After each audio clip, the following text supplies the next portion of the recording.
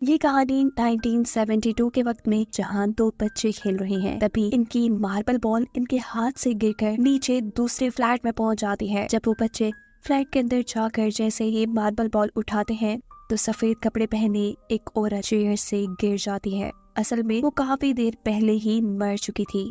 इस सब के 4 साल बाद इसी बूढ़ी औरत वाले फ्लैट में एक फैमिली शिफ्ट हुई है, जिन्होंने ये फ्लैट बैंक से लोन लेकर लिया है। बैंक का लोन उतारने के लिए दोनों हस्बैंड वाइफ तो काम पे चले जाते थे और इनके पीछे घर पे रह जाती थी एम्पायर, जो इस कपल की बड़ी बेटी है, जिसने घर पे रहकर अपने छोटे भाई रेफल और अपने दादाजी का ख्याल रखना होता था। अभी वो अपने भाई को कपड़े चेंज करवा ही रही थी तो अचानक उनके पास बैठे दादाजी गायब हो जाते हैं। घबराहट में वो अपने भाई को छोड़कर अपने दादाजी को ढूंढने में लग जाती है। दादाजी इस टाइम वॉशरूम में थे। उन्हें देखते हुए एम्पायरों भी वॉशरूम के अंदर चली जाती है और अचानक वॉशरूम के सारे खिड़कियां दरवाजे बंद हो जाते हैं। वो जोर जोर से चिल्लाकर अपने मॉम डैड को बुलाती है। उसके मॉम डैड दरवाजा खोलकर उसको बाहर निकाल लेते हैं और फिर रेफल के रूम में जाते हैं, जहां वो खिड़की से लटका हुआ था। अगर रेफल गिर जाता तो यकीनन ना बचता।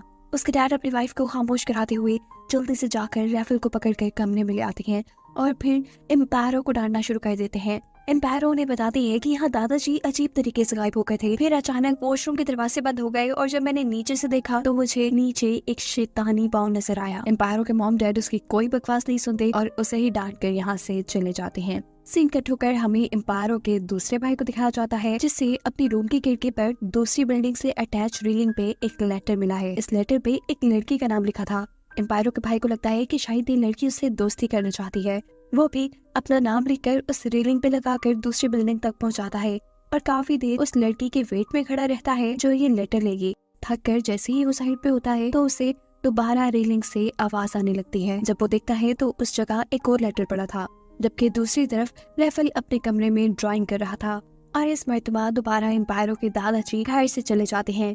अपने दादाजी को ढूंढने जाने से पहले वो रेफल को ये कह के गई थी कि यहाँ से हिलना मत, लेकिन उसके यहाँ से जाते ही रेफल को एक मार्बल बॉल की आवाज आती है जो उसके रूम के बिल्कुल करीब पड़ा था। रेफल जैसे ही इस मार्बल बॉल को उठाता है तो उसे अपने दूसरे कमरे से टीवी चलने की आवाज आती है। टीवी पे एक बूढ़ी कार्टून उसे अपने पास बुला रही थी। रेफल बेचारे को कुछ समझ नहीं आता। तो जैसे ही टीवी के करीब जाता है तो टीवी के अंदर से एक भूतिया हाथ निकलकर उसे टीवी के अंदर कर लेता है। यहाँ दिखाया जाता है कि एम्पायरों को रोड पे घूमते हुए अपने दादाजी भी मिल जाते हैं, जिन्हें वो लेकर जब घर आ रही होती है तो उसके दादाजी कहते हैं, नहीं मैं वहाँ नहीं जाऊंगा, वहाँ जो औरत है वो हम सबको मार डालेगी। एम्पायरों जबरदस्ती उन्हें लेकर घर आ जाती है, लेकिन घर आने पर उन्हें अब रेफल कहीं नहीं मिल रहा था। घबरा कर ये लोग पुलिस में भी रिपोर्ट करवा देते हैं, जिसके बाद एम्पायरों के मॉम डैड भी रेफल को ढूंढने के लिए बाहर निकल चुके थे।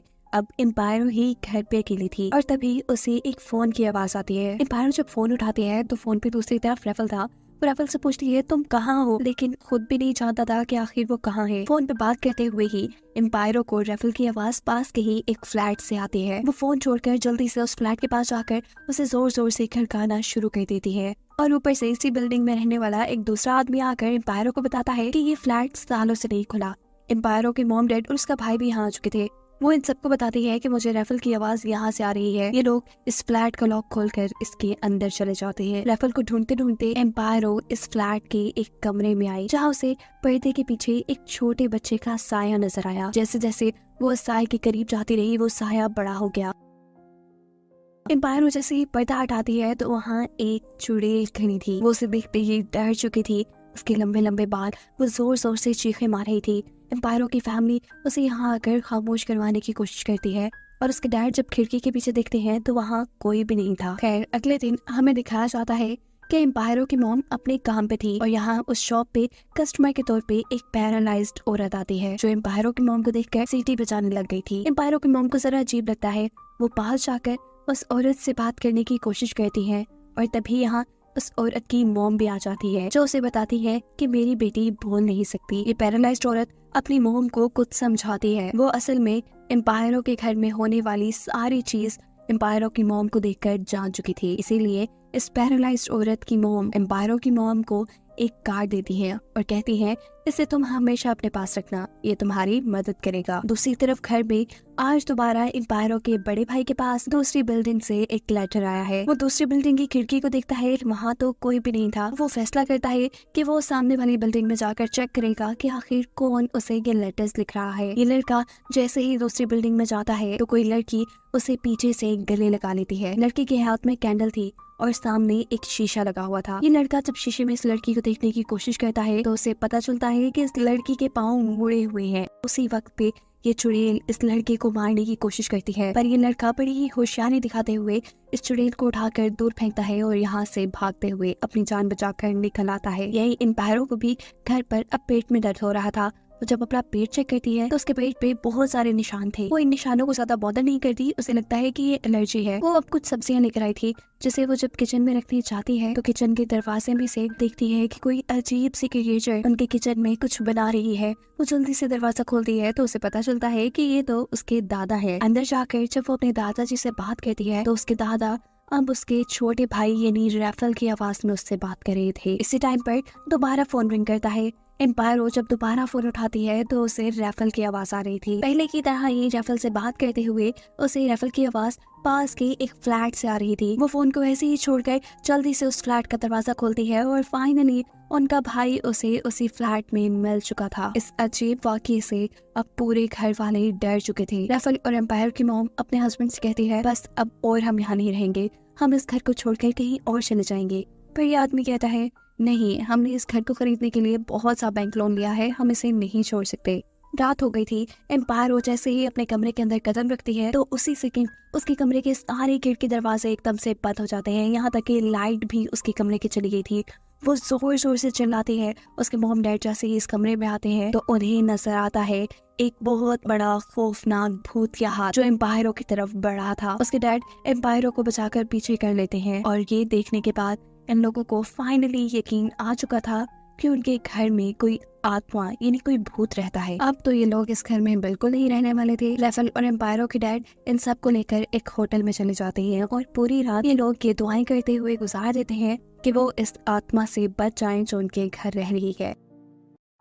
अगले दिन एम्पायरों के मॉम डैड को बैंक वाले बुलाकर ये बताते हैं कि आपको जल्द से जल्द बैंक का लोन वापस करना होगा। पैसों का इंतजाम करने के लिए एम्पायरों के डैड अपने फ्रेंड्स को कॉल करते हैं, लेकिन कहीं से पैसों का इंतजाम नहीं हो पाता। वो पिछले 2 दिन से ऑफिस में नहीं गए थे, इसीलिए उनको जॉब से भी निकाल दिया गया था। थक हार कर अब एम्पायरों की मॉम उस पैरालाइज्ड लेडी के घर जाती है जिसकी मॉम ने उसे एक कार्ड दिया था। वो अपने घर में होने वाली सभी चीजों के बारे में उनको बताती है, जिस पर ये लेडीज कहती है कि हमें तुम्हारे घर होने वाली हर चीज के बारे में पहले ही पता था। वो अब उनके घर को देखने के लिए उनके साथ यहाँ आई थी, जबकि अब एम्पायरो भी उनके घर में रहने वाले पिछले लोगों से मिलने के लिए गई थी। ये औरत बताती है कि जब हम लोग उस घर में रहते थे तो मेरी एक पूरी फैमिली थी, मेरा बेटा, मेरे हस्बैंड, पर हमें नहीं पता था कि मेरा बेटा एक ट्रांसजेंडर है। उसे लड़का होने के बावजूद लड़की बनने का शौक था। इसी के गुस्से में उसके डैड हमेशा उस लड़की को बेसमेंट में बंद करके रखते थे, लेकिन वक्त गुजरा, उस लड़के की आदतें बदली नहीं।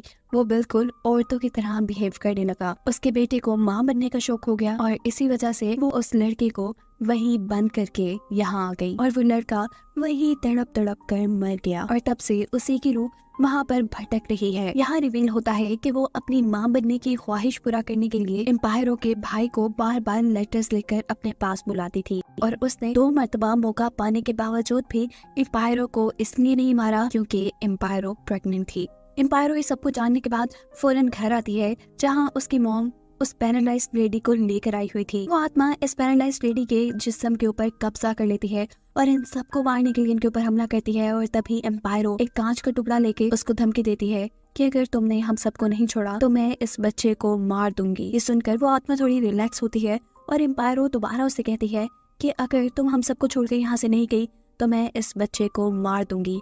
मुझे पता है कि तुम ये बच्चा लेना चाहती हो। ये भूत या आत्मा अब इमोशनल हो चुकी थी। तब मौका पाते ही एम्पायरो के डैड उसके ऊपर चढ़ते हुए उसे लेकर खिड़की से नीचे कूद जाते हैं, जिससे उनकी खुद मौत हो जाती है और भूत फिर भी नहीं मरता। जिनके मरने के बाद उनके लाइफ इंश्योरेंस के सारे पैसे उनकी वाइफ यानी एम्पायरों की मोम को मिलते हैं। उन पैसों से वो इस घर का बैंक का लोन पे करने के बाद अपनी फैमिली के साथ इस घर को छोड़कर यहाँ से चली जाती है, जबकि वो आत्मा, वो भूत अभी भी उसी घर के उसी कमरे में अभी तक बंद है, जिसको दिखाते हुए ये कहानी यही खत्म हो जाती है।